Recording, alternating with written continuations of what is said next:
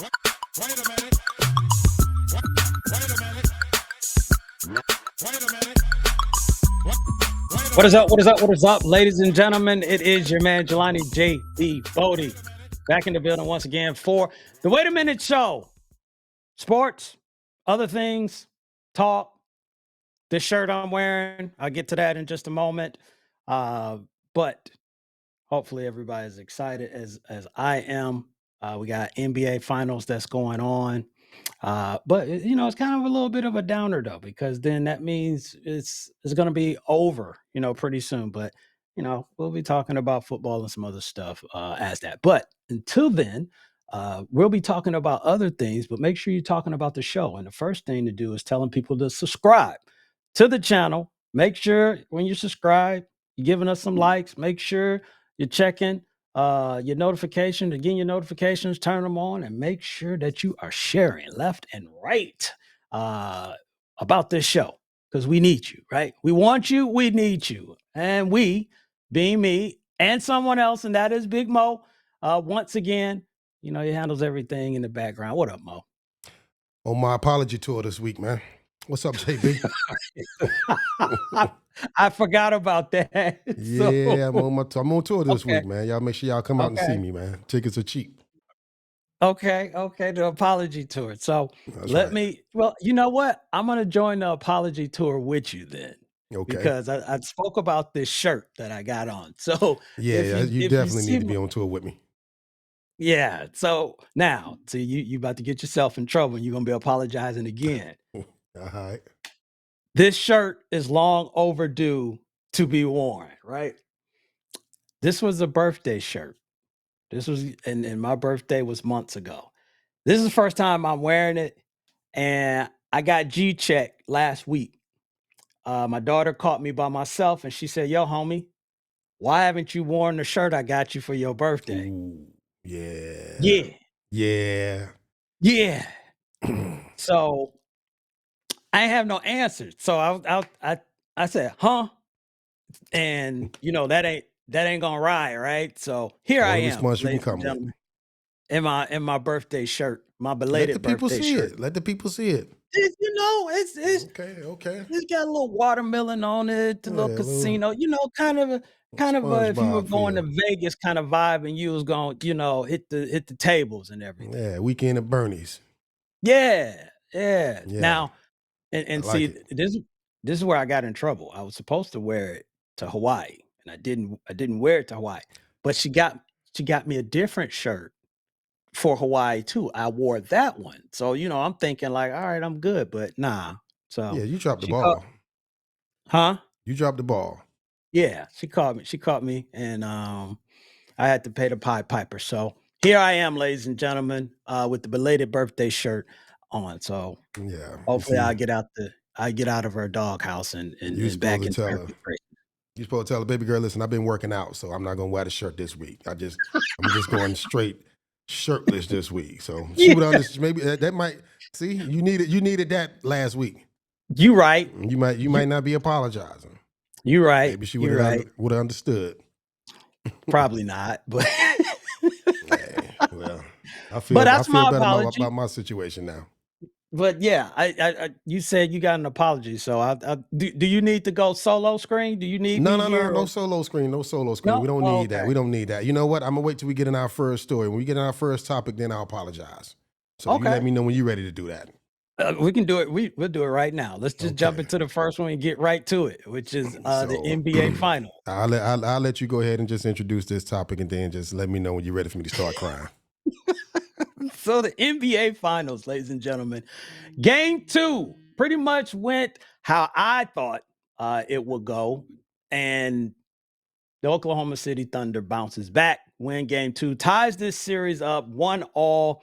Obviously, we got an amazing game, game 1, when the Pacers shocked the world, if you will, and Halliburton in his game time, showcase that he put on. But game 2 was totally different. We'll talk about that in just a moment. But Mo said he has some type of apology, so I'll give the floor to Mo right now, so he can go ahead and do that, and then we'll talk about game 2.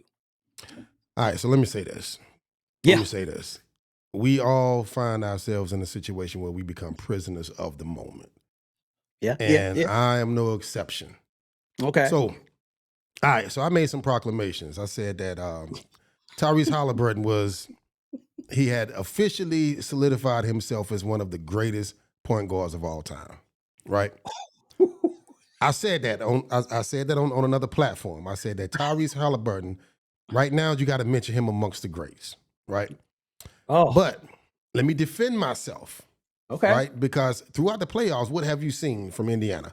You've seen clutch moment after clutch moment after clutch moment from Tyrese Halliburton, right? Mm-hmm. But I got excited too soon.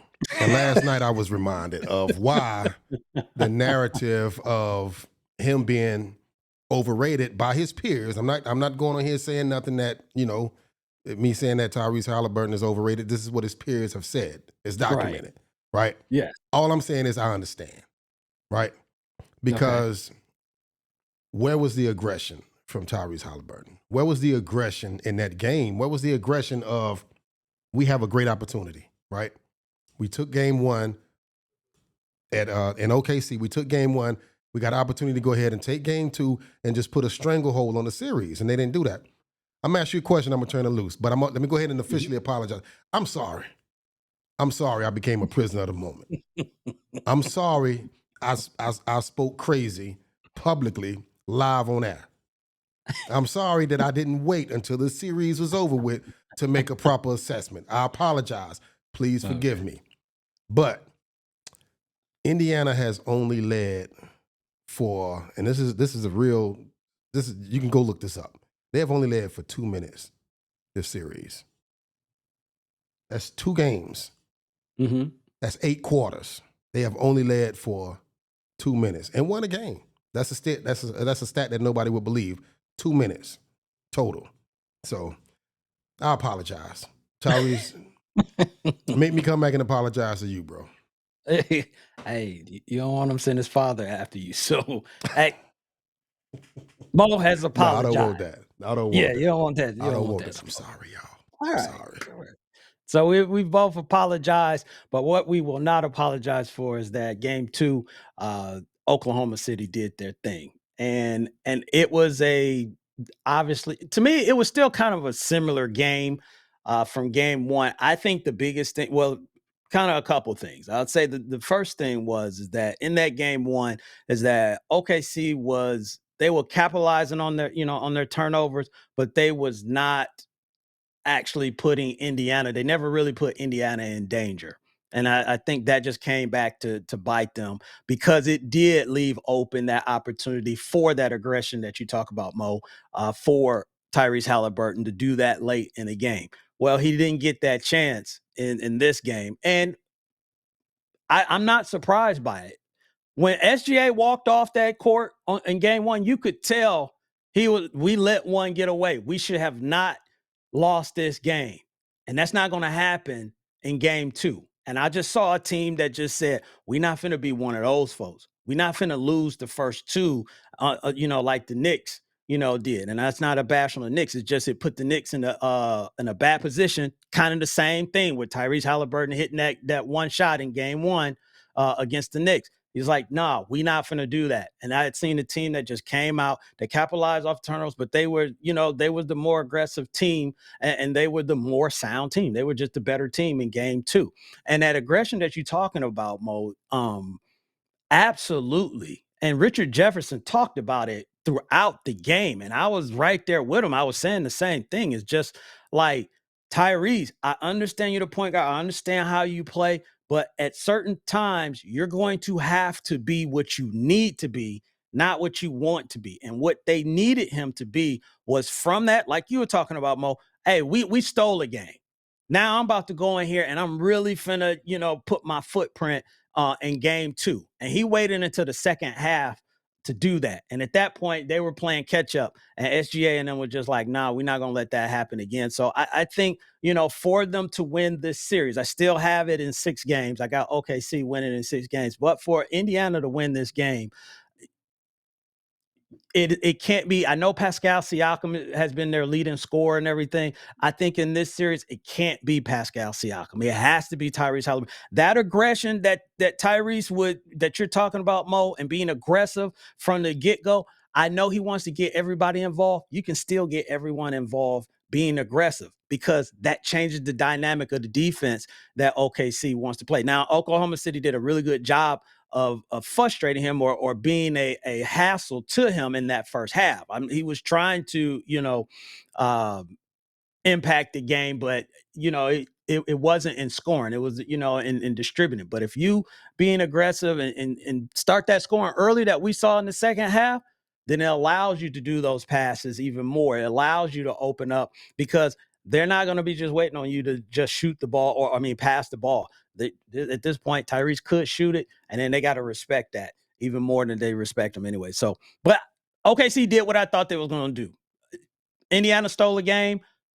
That's what you're supposed to do. And I think OKC will go to Indiana, and they'll get a game there as well. They'll probably split, and then it'll be the best of three at that point. So I like where we're at, with this finals.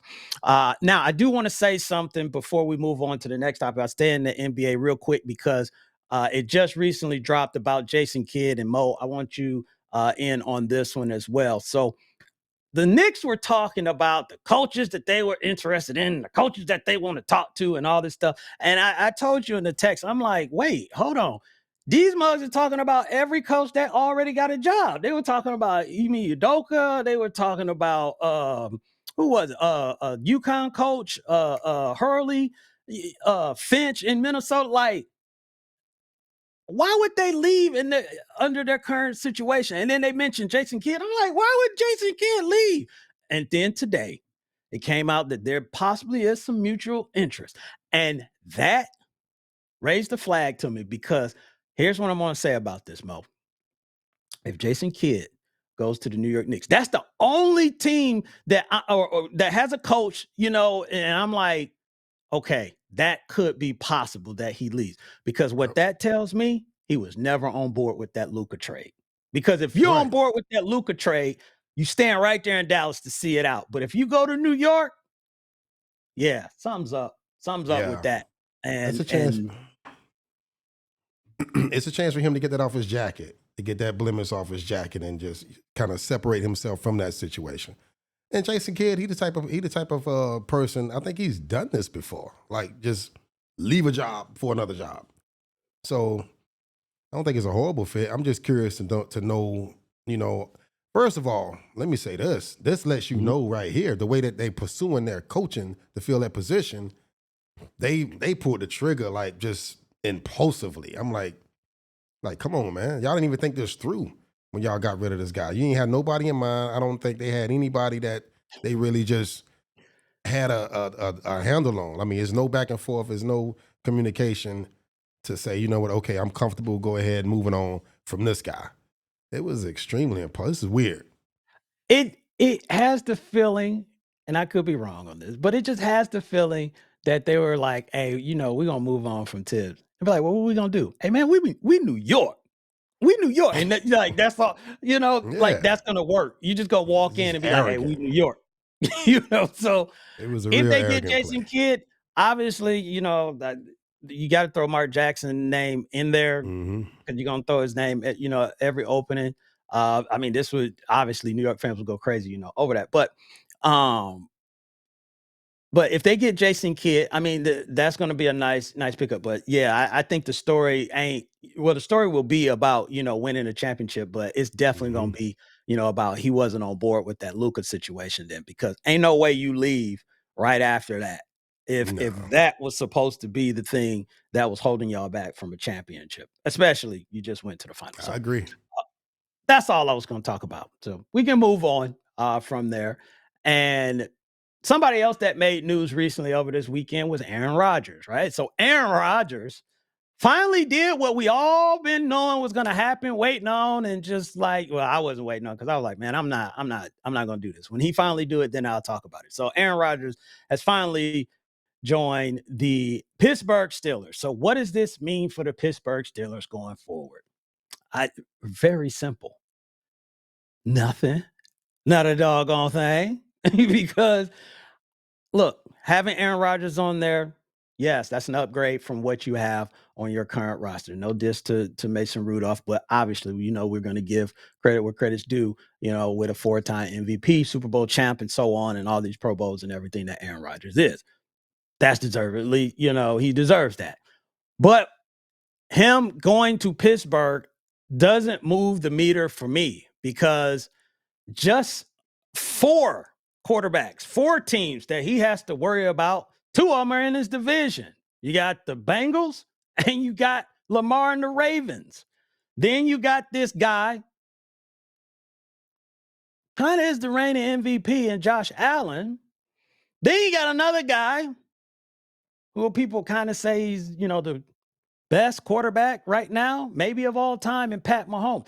That's 4 teams right there that did this move the needle to say, you know what, I'm going to put the Pittsburgh Steelers in the same conversation with any team, because we know the Cincinnati Bengals, their problem, was not, the offense. It was they couldn't stop, people. I don't care what anybody say. Then you still got the up and coming. You got Houston, you got the Chargers, and a few other teams that probably will come up from the ground up. So we're talking about 6 or 7 teams. And I'm just saying, Pittsburgh, they will be in the mix. They are always in the mix. But for me, this just doesn't do anything.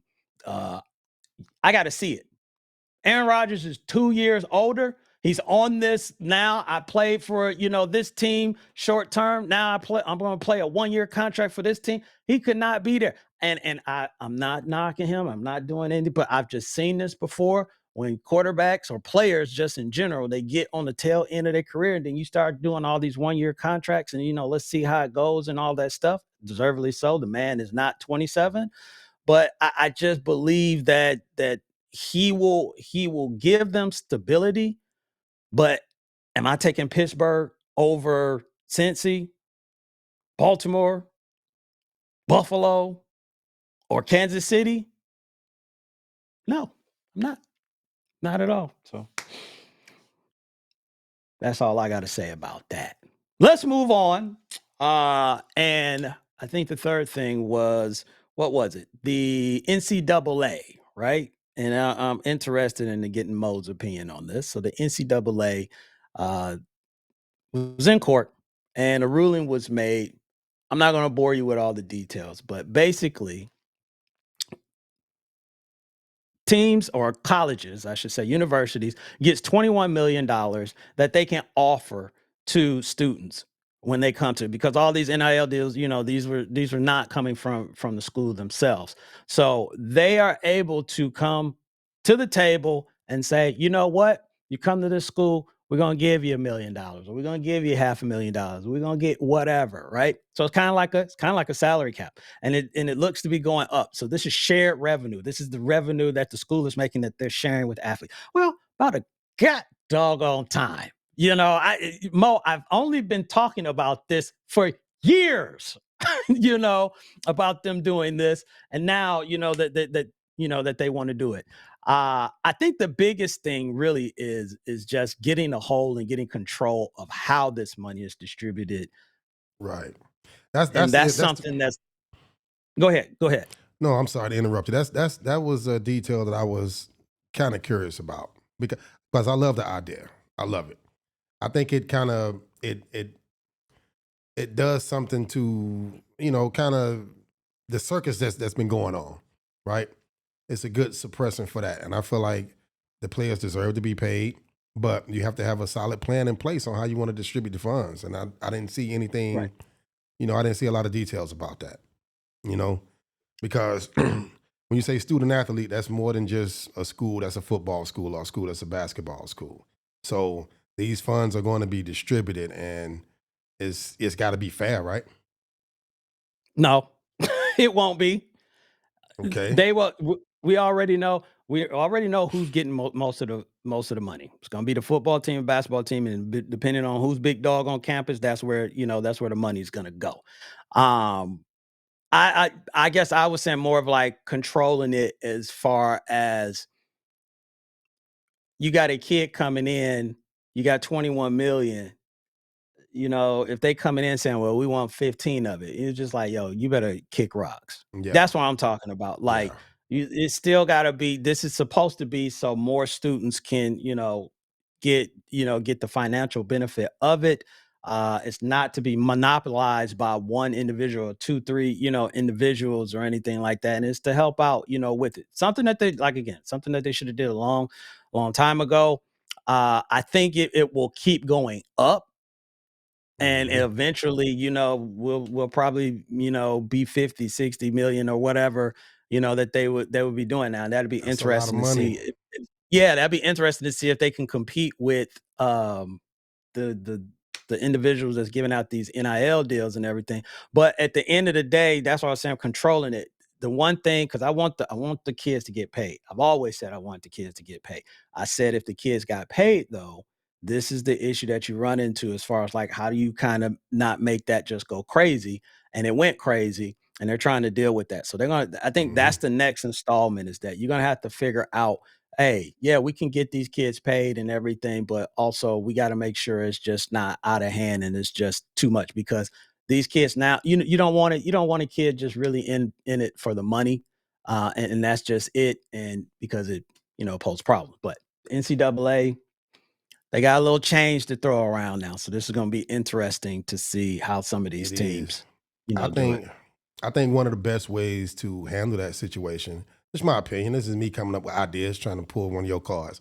But Mhm. I think, you know what? In those scholarships, to just go ahead and let them know how much you are willing to offer. Don't just take the negotiation process out of it. Right? Now, whether or not that's Mhm. possible, I don't know. But I mean, listen, if you don't like what we willing to offer, then it's other schools that may send you an offer letter. And this kid might Yeah. opt to take the highest bid. Or this kid may really want to play for South Carolina like everybody want to do. You never know. But also Everybody, right? sit down as it's I don't know how these schools do. I don't know how the NCAA does it, the committee or whatever. But sit down and just, have that conversation. And I'm pretty sure Right. it had to be a lot of conversations to take place before you start talking about how much money these schools are getting. So they smarter than Yeah. me. That's why they do what they do and I don't. But that's just an idea. Still got good ideas, sir. I know. Still got good I ideas. know. You're lucky. Oh, good ideas, right? Good ideas, bad ideas. It's never a bad idea when you got a new premiere of a season of BMF. So BMF has kicked off, and on here we always got to talk about it. Season 4 kicked off this past Friday, episode 1. And look, we gave y'all what? 3 days to watch it. So don't get mad about what we're about to say, about it. Mo, eh, You know I I'm here for still this trying to one. figure out why I'm still trying to figure out why they was in Mexico, but I guess that, they had to handle some stuff and I think get some product and everything, but it was like the opening scene of them running, and I'm like, when did the third person show up? Because we Exactly. ended it with T and Meech Yeah, like is he the walking. connect? I mean, like we haven't met the connect. We get this little Well, that's flashback, but I mean, yeah, you know what I'm saying? It was and that situation was kind of weird, but hopefully we won't get a and lot then of Mexico flashbacks because I ain't up for that. and then Meech get bit by a snake while taking a piss. Um, and then he's just gone for 6 months. Nobody T ain't talking about him. Exactly. Nobody ain't saying nothing. Like, come on, man. That go your Then flashbacks. They gotta come. okay, there was two things. Speaking of back, Okay. there were two things I wasn't expecting in episode 1. One was Mickey coming back. You just gonna Mm-hmm. show up to the party? Mm-hmm. "Oh, I got you a card." Like everybody gonna be like, "Oh yeah, you got a card. Yeah, sit down, have a good." Nah, bro. As Will Mills say, you about to get packed up, son. So it's like, what is the role of Mickey? I think that's going to be interesting because I Mm-hmm. think he's going to be in there more often than not. Right. Uh, and this is the part I knew. I said, you know what? It was just a matter of time. Lamar back. Lamar is back. How long did you think Lamar was going to be strung out on drugs? Come on, bro. Listen, man. Lamar, you gotta have Lamar on the show. You take Lamar Got off to. the show, and listen, I don't even want to. Bring Stars, his I'm not dog back, watching. too. I'm not watching. Lamar, my favorite character, man. Now let me say this, because you gotta do something else with him besides make him this Marvel superhero, right? He done been through it. This ain't his first time getting shot. He gets strung out on crack. He survived that. Now he gets shot again. Marvel Twice. hood here. Body shots. You Yeah. know what I'm saying? I mean, like, come on, man. So find another way. Get him back in the game the right way. Make him a true villain, as opposed, because right now he's just a nuisance. He just is a guy that pop up with no real motive or agenda aside from revenge. That's not how the streets work. Streets don't operate on revenge. Yeah. It's about business and conflicts that happen because of that. But you know what irritated me the most about this episode? What's that? Keisha. Come on, man. Come on. You gonna go from damsel in distress. You don't think she can get in the game? You going from damsel in distress to a potential enemy. No, she ain't got no business getting in the game. Like, and I think T said it. You just because you're around the game, don't mean you know the game. I know a whole lot of people that's been around the situation, but you're not quite built for that. It's like the water bar. Dude, don't try to pad up. Don't put the pads on. Just bring me my towels and my juice. Go get the Gatorade. That irritated me. She trying to put herself, in there. I'm just like, I'm trying to figure out kind of what's your lane, because Boone ain't finna just let you start running stuff, even though he in jail, Nah. and you still got to deal with Meech and Terry, and you still got to deal with, whoever. But now I will say, mad disrespectful from my man from the St. Louis, from St. Louis. He wasn't giving T no respect. That ain't bro. disrespect. That ain't disrespect. No Listen, man. respect. Nah, that ain't disrespect. Listen, if he did his business with Meech and Meech didn't tell him to go, to deal with T, you deal with me. Me and you got business. We got business. Yeah. This is my side of the business. We're gonna keep this separate from T. The problem is, it go back to the whole Mexico situation. If you handling business, where were you for 6 months? What was going on? What were you doing? Why could you not at least communicate with me? I get it. This is loosely based on actual events, but come on, don't take this too far. Let's kind of reel us back in. In. But yeah. Crazy. And my boy, what's my man name, the daddy? What's going on with him, man? Charles? Yeah, Charles. He got hanging out with the Williams brothers now. Sweep around your front door. What is he doing, man? I don't know, man. What is he doing? His wife going to be a pastor and you on the road. Yeah, I think they just dropping little things for all of us, so that we gonna pick up on it and figure it out. But don't you want to see them get back together, man? What'd you say? Don't you want to see them get back together? Him and Lucille? Yeah. Yeah. I mean, you're a pastor, you head of the worship team or whatever you're doing. I mean, come on. Yeah. Come on, get back together. Maybe you can get the brothers back together. Because you're about to lose baby girl. Once she gone, she gone. Oh yeah. And she got a car? And she got a car. New one. Brand new. Yeah. Oh, I enjoyed it though, man. I did too. Always. I can't wait for episode 2, man. And see what happens there. So if you haven't watched it, we just told you everything, but still go and watch it. And if you haven't seen it at all, binge watch it, man, and catch up with us. Put some stuff in the comments if you got anything that you want to say about BMF or anything else that we talked about in this episode. So once again, I'm going to tell you, subscribe to the channel, turn on those notifications, man, share, make any comments that you need to make, and we'll respond back. But until next time, we'll be talking about, some more NBA final stuff, football, NFL, who knows what else we'll be talking about. But we won't be apologizing for anything because we've learned our lesson from today's show. So 2 things as always, ladies and gentlemen. Stay positive, push forward, and I'll holler at y'all later. Peace.